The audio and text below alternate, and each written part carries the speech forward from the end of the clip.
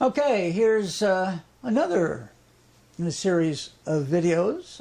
I, David Shapiro, currently living in Sacramento, am doing to try and get something different out there for you all to learn how to think and maybe apply some different approaches to your playing that isn't readily available online to a large degree anyway. I'm sure you can find it in pieces, but I'm trying to be a little more comprehensive in short videos that can just digest a little bit. You can get in touch with me if you want to learn more, either in person if you're in the area, or just contact me by email or whatever, and we'll figure out some way to help you. So, today's subject, all of you keyboard players, this can be applied to any instrument, but particularly stringed instruments and keyboards are the ones that are able to play chords the most, so this is a little bit more pertinent.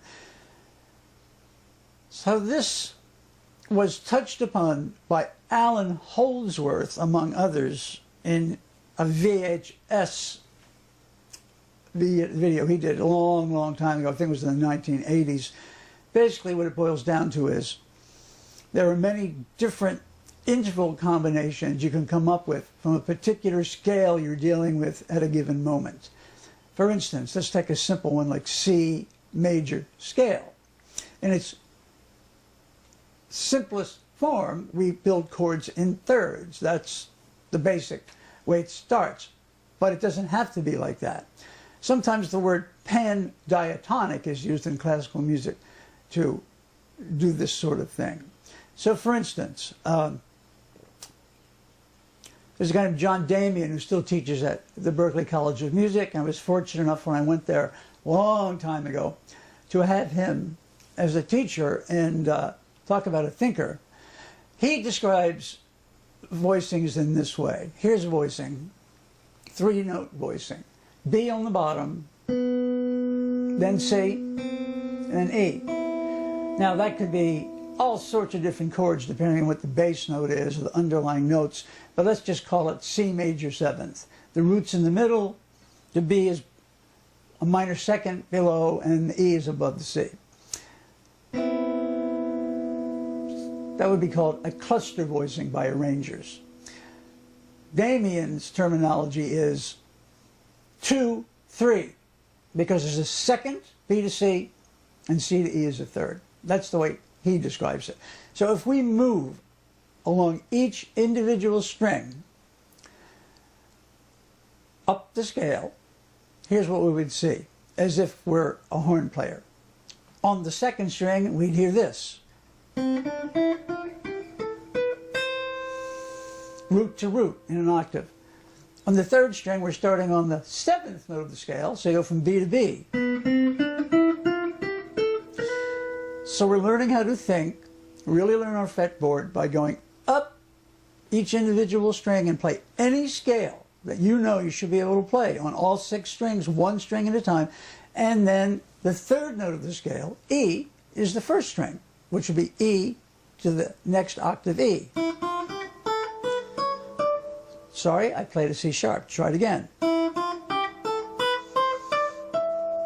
It's still all 3 at the same time. Much easier to see on a piano, but here we go.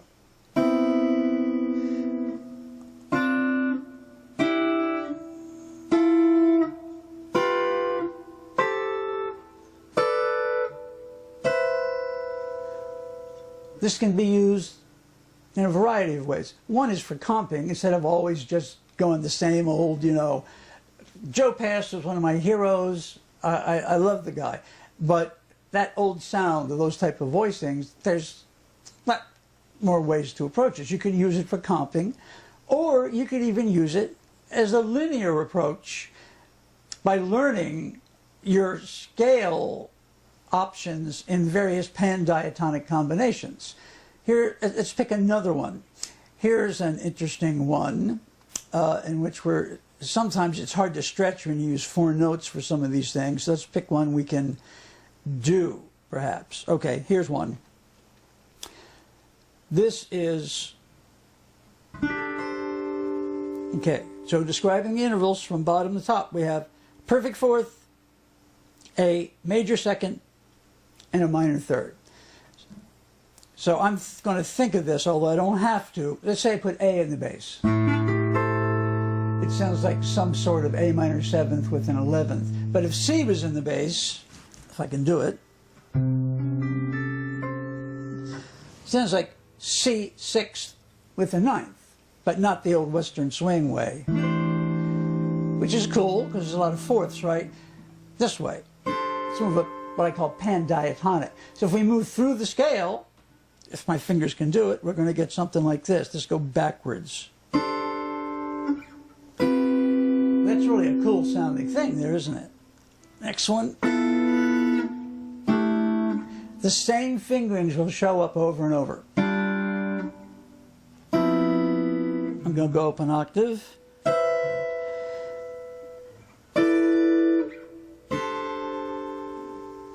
Okay, so say you're like doing a A minor modal jam.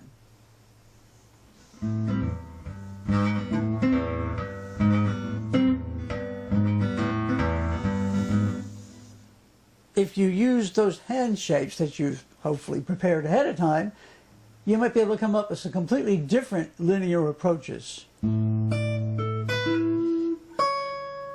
sorry, I played the wrong note there. Anyway, I'll leave it in there to show that I'm human.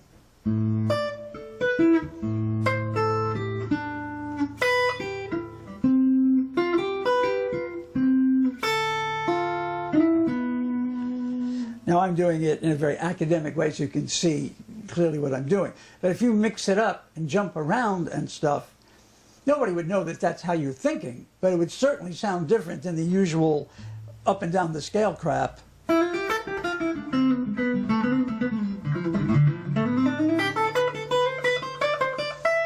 There's a different sound to it, right?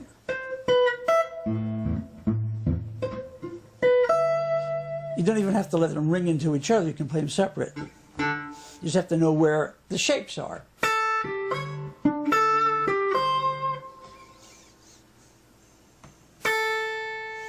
So, oh yeah.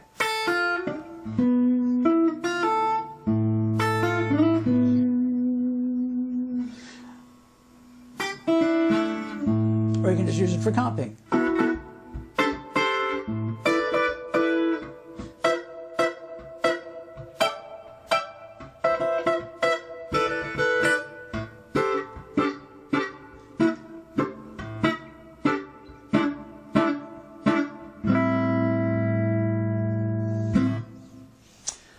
Pandiatonic. Okay, so we'll sign off for now and hit you with a little bit more on pandiatonic next time.